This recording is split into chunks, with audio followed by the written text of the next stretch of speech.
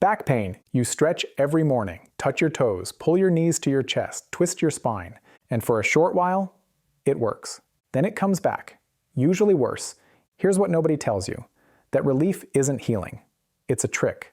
When you stretch your spine deeply, you trigger something called the stretch reflex, a short-term neurological response that only masks the pain. That's why so many people stay trapped in the same cycle. Pain, stretch, relief, pain again. If those stretches truly fix the problem, you wouldn't still be searching for answers. The truth? Your back doesn't need more flexibility. It needs strength, control, and stability in the places that have gone silent. Think about it. How many mornings have you already dreaded that first step out of bed? How many times have you avoided bending down because you weren't sure your back could handle it? That's not aging. That's your body asking for a different kind of movement. In this video, we'll show you 5 evidence-based exercises that address the real causes of back pain: weak hips, poor spinal control, and a disengaged core. These are the movements proven to fix up to 95% of common back problems. Let's start from the ground up. Movement number 5, cat-cow. Before we strengthen anything, we need to wake the spine up. Most people think of stretching as the first step. But here's what research shows. Your spine doesn't need to be pulled or cracked. It needs to be moved. There's a difference. Dr. Stuart McGill, one of the world's leading spine biomechanics researchers, spent years measuring stress inside spinal discs. His research showed that instead of pulling your spine into deep stretches, controlled motion like the cat-cow reduces internal friction and helps the spine move the way it's designed to. Here's how to do it right. Start on your hands and knees directly under your hips, hands beneath your shoulders. Spread your knees slightly if that feels more comfortable. Now think of your spine as a wave. Slowly curl it upward, like a cat arching its back when it stretches. Feel each vertebra lift, one by one, from your tailbone all the way up to your neck. Then reverse it. Let your belly sink slightly toward the floor as your chest opens and your gaze lifts forward. Move gently. This isn't about forcing range. It's about restoring motion, like oiling a stiff hinge.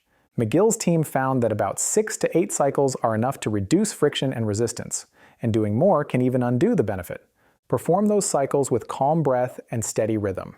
Each one rehydrates your spinal discs and prepares them for the work ahead. But motion alone isn't enough. Not if your hips stay locked and keep pulling your spine out of alignment. Movement number 4, true psoas stretch. To release the muscle that's tilting your pelvis. Let me ask you something. Do you sit for more than 4 hours a day? If you do, there's a deep muscle inside your body that's probably tense and shortened. And it's quietly changing how you stand and move. It's called the psoas, a powerful hip flexor that links your thigh bone to your lumbar spine. When you spend long hours sitting, this muscle stays in a shortened position. Over time, it can start to pull your pelvis forward and increase the curve in your lower back, adding extra stress to the spine.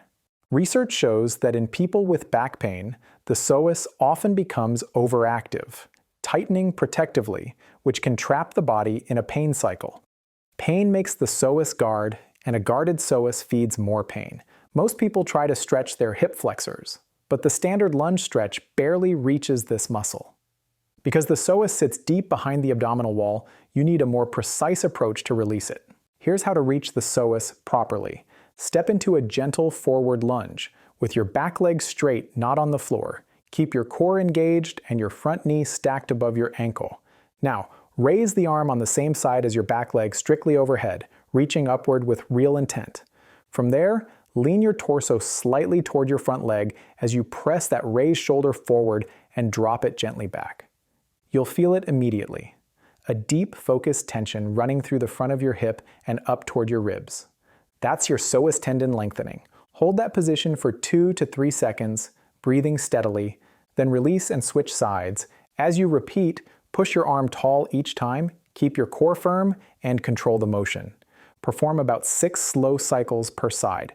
Really notice how the front of your hips start to soften and open up. When you get it right, you'll feel the difference instantly. Not just a surface stretch, but a deep release where your spine and hip finally move together again. Movement number 3, hip airplane. Teach your hips to carry the weight.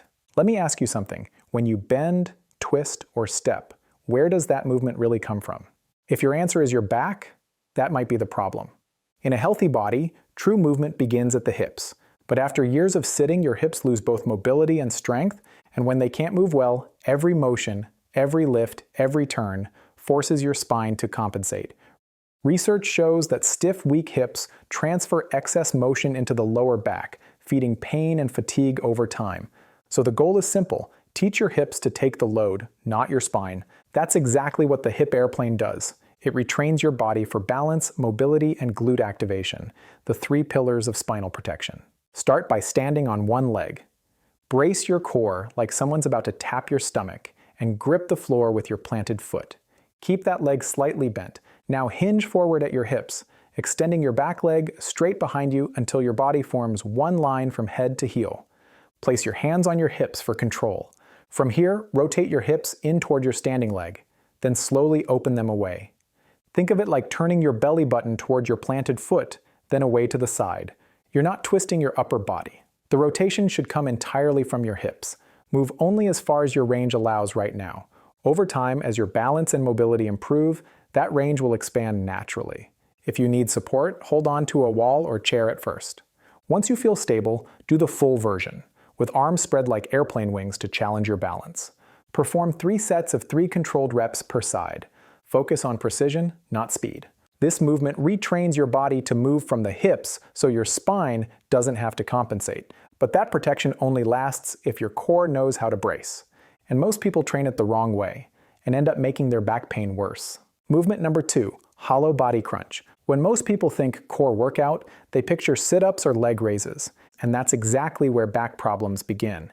Here's why. Exercises like leg lifts create a long lever. Your legs extend far from your body, which puts massive pressure on your lower back. If you can't keep your pelvis stable during the movement, you overload your spine. Beginners often lose control halfway through and let their hip flexors take over.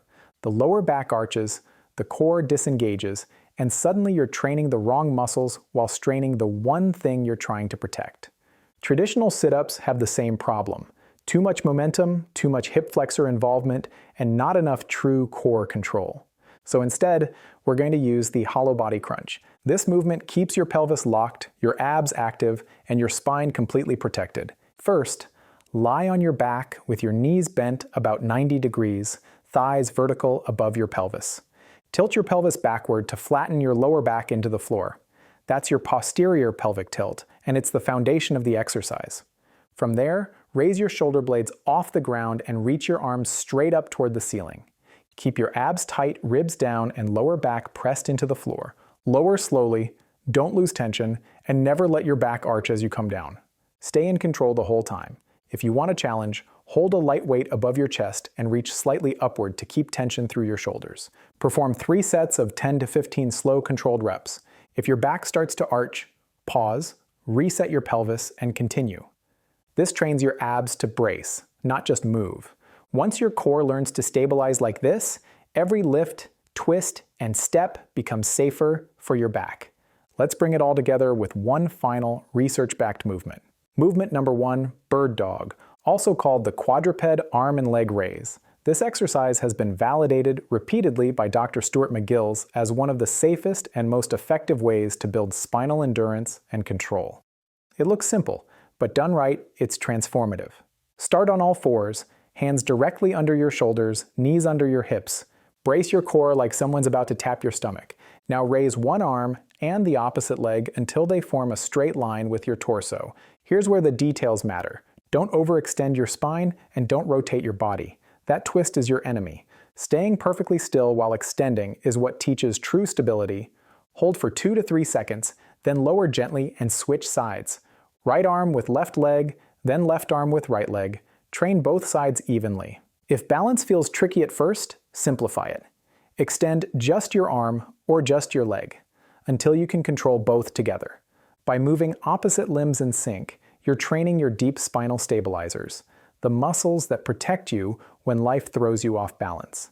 As you improve, you can increase repetitions or add light wrist and ankle weights. But remember, never trade control for intensity. When performed correctly, the bird dog doesn't just reduce pain, it re-educates your nervous system to keep your spine calm, centered, and protected through every challenge. Your spine just learned how to protect itself again, through control, not compensation. Remember, pain isn't your enemy. It's information. It's your body asking for smarter movement, not more stretching. These 5 exercises can rebuild your foundation, but only if you stop the patterns that quietly tear it down. Here's what I see in practice. Small habits, the way you sit, the way you stand, how you move between tasks, can silently wear down your spine and hips. They work as a team, and when one fails, the other suffers. Most people don't notice until the damage compounds. In the next video, I'll show you what those patterns are and how to reverse them before it's too late. Movement is medicine, but only when it's done right. So keep moving, keep learning,